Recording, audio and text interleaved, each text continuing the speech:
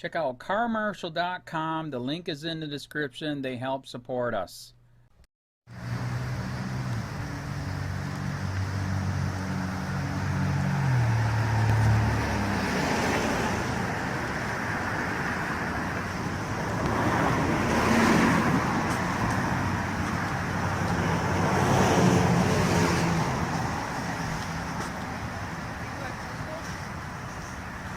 Not yet. Doing the Google thing?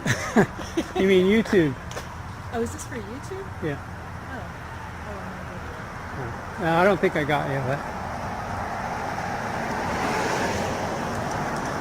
So guys, I'm down here in Lebanon.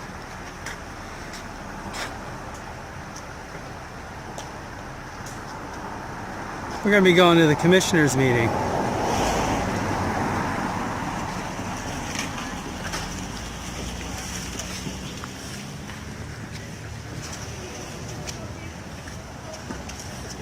How you doing?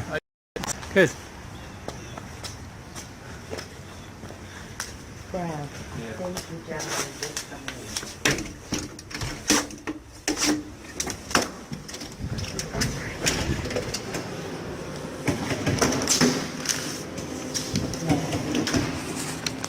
What are you doing?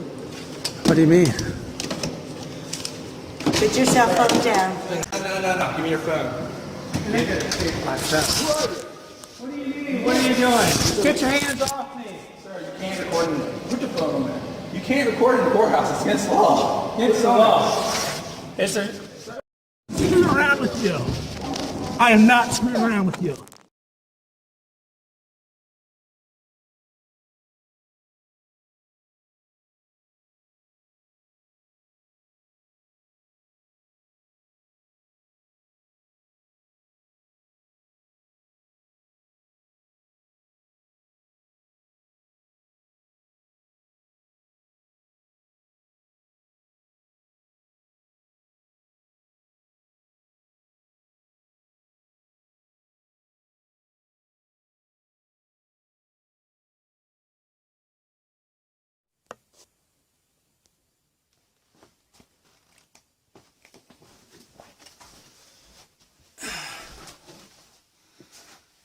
Okay guys, what I'm going to do is I'm going to tell you what happened to me when I got arrested. But I'm going to try to give some background information too. So there's a lot of stuff that has happened to me in the last couple of years, and what had happened to me about 1.5 years ago is I was doing a job for a guy. Try to make it short as possible. He ended up trying to take this money back from me. I didn't have any witnesses. I was hurt when I got knocked down from him. The police didn't believe anything that I had to say. I had no witnesses, and they came after me and charged me with the crime, which I never even committed. So I had to, it was just mentally exhausting. I had no money for an attorney, had to get a public defender. I had to go all the way to a trial. The jury found me not guilty. It was so obvious to them what this guy, he basically just lied about everything. I actually think he has a mental condition, actually suffering from schizophrenia or something. Well, anyhow, so I went through that whole process. Just financially destroyed me. I started out with a credit card debt of about $2,000, but because of all that I went through, I could hardly even function. I had to use my credit card to survive. My credit card went up to almost like $12,000. So I still have this huge balance from that happening to me. So I tried to put my life back together. If you guys don't know, I'm basically a professional dirt bike rider. I mean, it's something I've been doing all my life. But from the last 3 years, when all this stuff started happening to me, it's just completely affected everything. But I was able to get back on my feet, was starting to ride again, had an injury to my shoulder from what this guy did to me. So then what happened to me last September 3rd is I was involved in a freak accident. I actually was leading a race and another rider landed on top of me. I almost died. I had 19 broken bones, a contusion to my heart and my lung. I fractured my sternum. I fractured every rib on my right side except for one. I had a concussion, and I have a broken scapula. So it took over a year to finally go through physical therapy from when the guy attacked me to actually get the doctor to fix my left shoulder from when it was injured. So I had to have my labrum fixed, which required the most amount of sutures that you could put in there. That's what the doctor told me, to fix my shoulder. And I had just had that done January 17th of this year. So it kind of gives you an idea. That's why I started my whole YouTube channel, was because I knew what I went through, and I've always had this, this idea that there's things that are definitely wrong. We need to point these things out. I've always believed in the Constitution. I've always believed in opening your mouth when you know something is wrong. So that's why I started doing all this. So to bring you to where we are now, so I decided one of my things that I was going to do a story on was the Lebanon County Commissioners. They have a meeting that's, I think it's twice a month, and one of the commissioners is Jo Ellen Litz.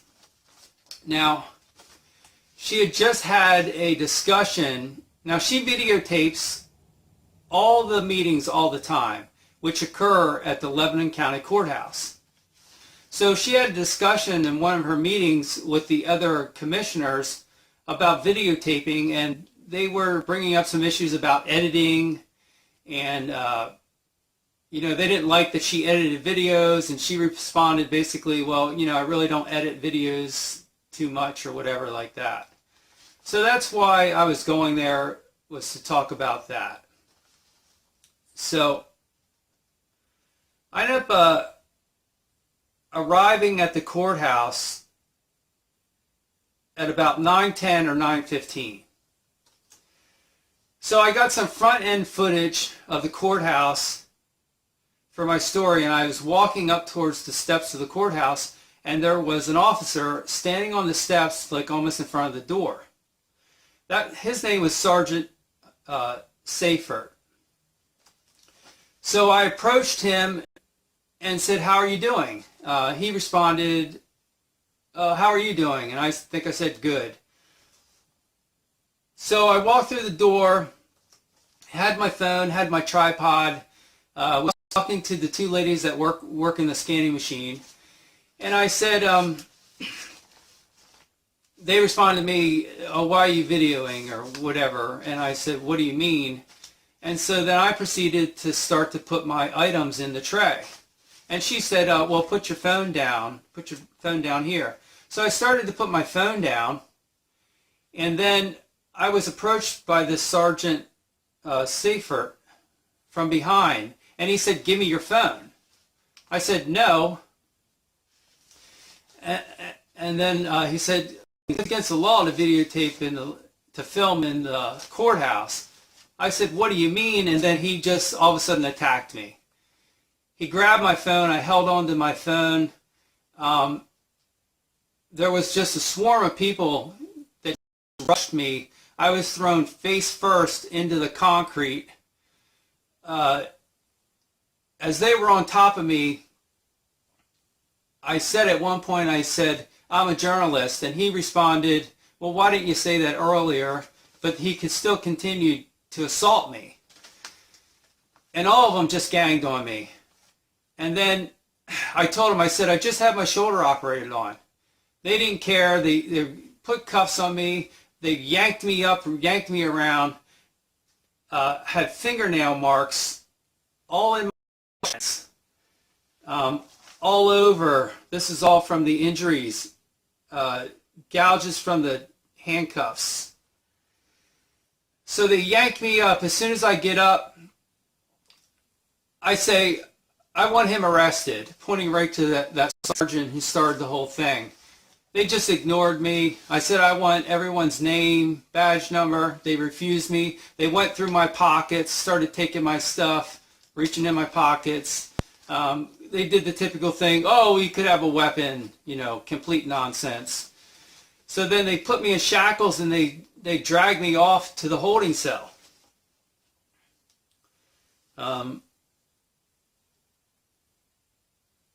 So I have some notes here because I didn't want to, you know. So when I was down on the ground, I mean, I was screaming out in complete pain because of my shoulder. I just had it operated on, like I said, January 17th, which was basically, you know, almost like three weeks prior.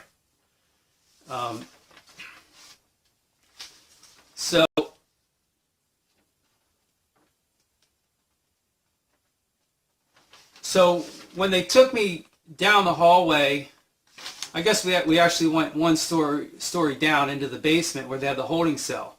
So as soon as I got to the holding cell, I said, I'm bleeding now. I got, you know, I'm bleeding on my left hand. I asked for medical treatment. I say I want to see a lawyer. I wanted my phone call. They deny all my requests. They say at one point, they say, well, it's not a life-threatening injury, so we're not going to get you medical. So then I again say, I'm taking the fifth. I want a lawyer. The two guards come back. The one guard's name was Conz. It was like C-O-N-Z. And so now I'm there for a couple hours. Now they're still trying to get me to comply, but yet they won't let me make a phone call or anything like that. So then they decided to do some video conference with the district justice. And the district justice comes on and he says, well, you're not being cooperative, so I'm going to set your bail at $10,000 and you're not going to get out till next Thursday. Now this is Thursday morning. So next says I'm not getting out till next Thursday. So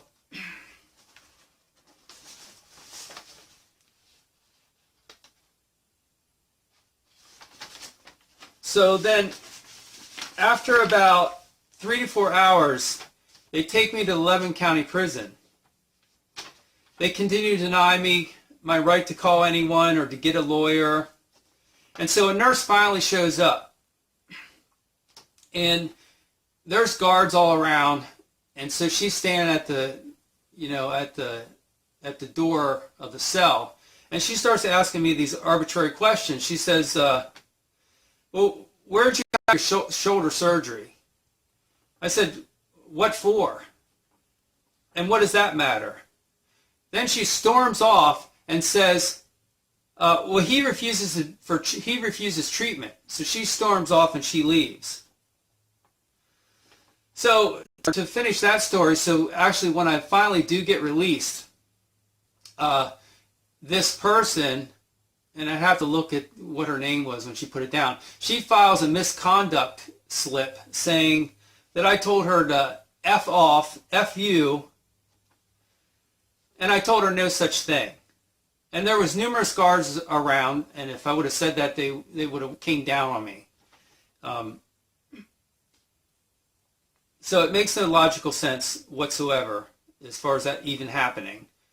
But that's what she put on the thing. So later, what had happened is this Becky Jones shows up. And she says, I have some forms from the DA's office.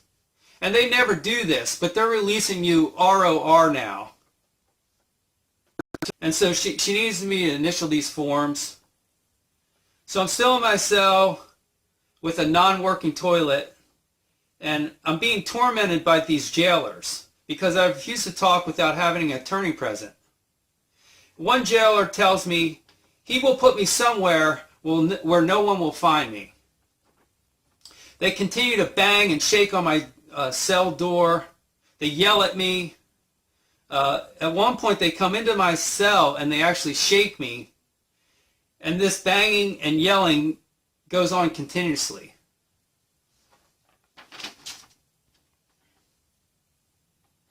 So the one guard knows that I have a daughter, a 16-year-old daughter. So he says, if you don't do our processing, you might have more charges against you when you get out of here. So another threat that they kept coming up with. So some 30 plus hours later, I decide I need medical attention because I believe I have a concussion at this point. And I also have a pet at home, so I'm concerned about the pet. And there's no way for anyone to know where I'm at or anything because they've stolen my phone. So I decide I have to comply enough to get out of this place.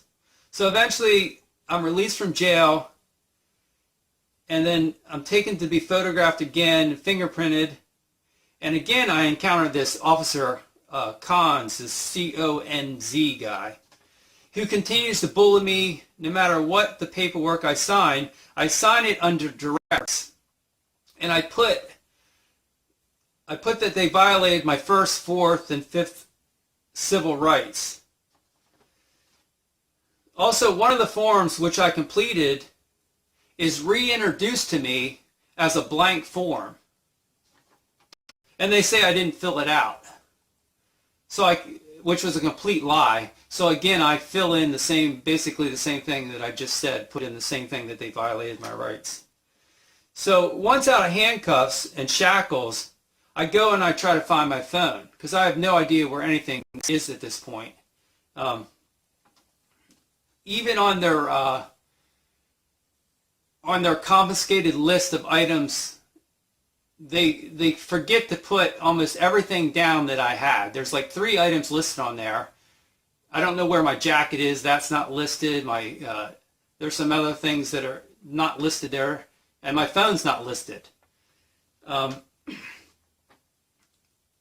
So I end up going to the police station. I find out that they kept my phone as evidence now.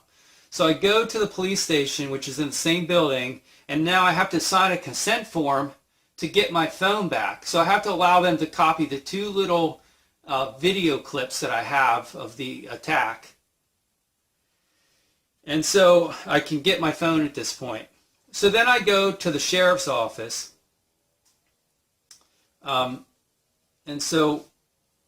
But in the process, I actually have to go outside the building the one way and go back into the main entrance of the courthouse. So I have to go through the screening process again. So I have a brief conversation with one of the attendants. And I said, yeah, I just got attacked yesterday. And she goes, oh, I heard about that. I'm so sorry. So then I pass through there, end up going to the police station, getting my phone, and then go back to the sheriff's office. And I'm going to file a complaint. So once I find the sheriff's office, which is the lower part of the building, I confront the sheriff, which just try to have a conversation with him. I believe it's Sheriff Klinger. So he immediately just starts raising his voice at me, almost yelling at me, saying, I believe what my deputies did was right. Of course, he wasn't there, but that's what he said. So he refuses to take my complaint. So I end up just leaving at that point because there's nothing I can do. So what I am charged with was disorderly conduct and resisting arrest.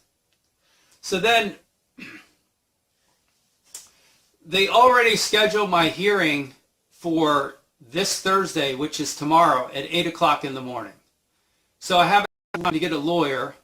But let me back up a little bit. So once I got out of the sheriff's office, I went right to the hospital. And so the hospital did CAT scans and everything. They said, yes, you have a concussion. Treated me, got some x-rays. And so I actually, when they threw me on the ground, it actually refractured my sternum, which was broken from that near-death thing that I had, so it re-injured that. And of course, it just banged me completely up. So once I get out of that situation, get out of the hospital, come home, then I start trying to think, well, what should I do at this point? Because, you know, we have a sheriff that has gone rogue. He won't do anything. So I start doing some calling around. So I try the governor. I try the governor. Well, they don't want to get involved. They say they have no jurisdiction. So they send me to the mayor's office. So I call the mayor's office. Well, the mayor's office, the Lebanon County mayor's office, and I'm going to put all these numbers in the description. So then the mayor's office sends me to the Lebanon County commissioner's office. So I call the commissioner's office. I talk to a lady on the phone. I tell her what happened to me. The sheriff won't take my complaint. She takes my information. Of course, I haven't heard back from anyone. And this is over, you know, I've called actually a couple different times. I called 2 times to the commissioner's office, and the latest time was today. And no one's at all even attempted to call me back. So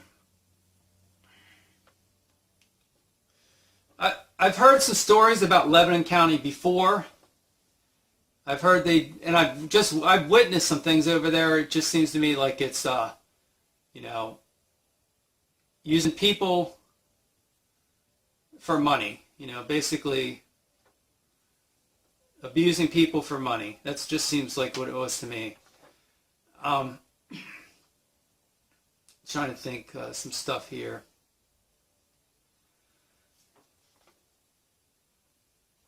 So,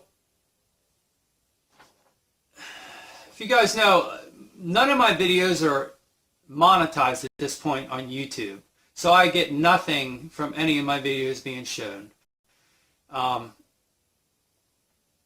do have a PayPal set up as a link.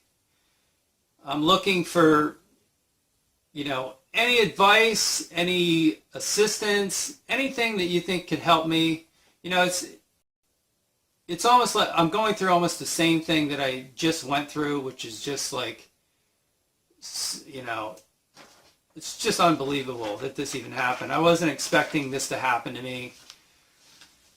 But like I said, I ran into someone else who has a drug treatment program for athletes and they actually work with all the different counties around here.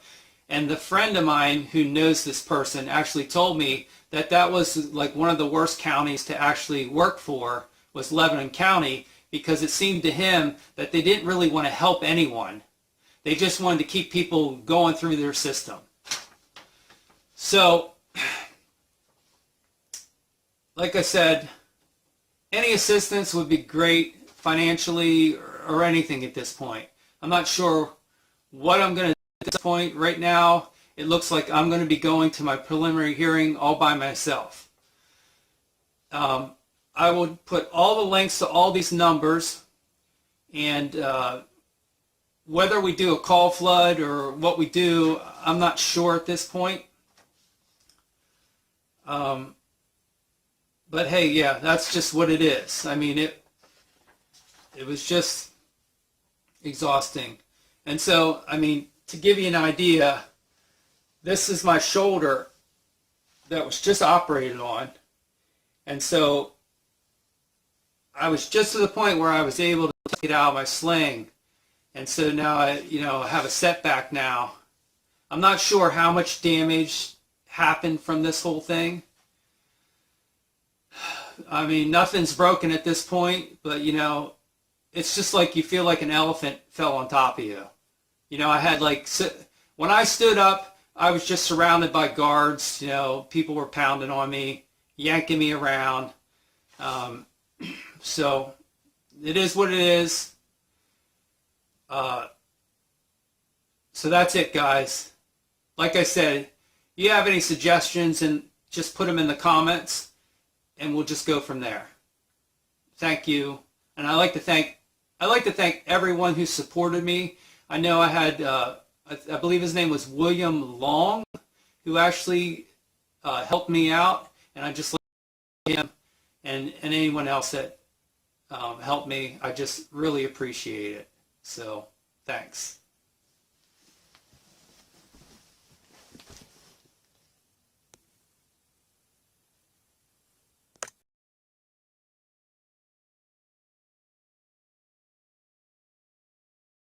County, this is Charlotte County COPWATCH, and I wanted to explain what fair use is. You can use pieces of news articles if you're doing it for news reporting, you have commentary, and you're doing it for education purposes. So that's what fair use is, as you can see right here. Another reason why I wanted to make this video is to let you know I just joined with Patreon. A nice thing with Patreon, I make no money on YouTube. They took the money away years ago, and so this is another way to give, and it's a nice thing too because you can give monthly. You can give $1, $5, $10, whatever. I do 4 to 5 hours a day on trying to wake the sheeple up on how corrupt it is and different ways that you can fight the corruption. So Patreon is a way that you can do it, and then of course the old way is still there. Donate to Sheriff County COPWATCH with PayPal or credit card. So keep that in mind. 4 to 5 hours a day. I make no money, but the corruption happened to me and I'm sick of it, so I'm trying to wake people up.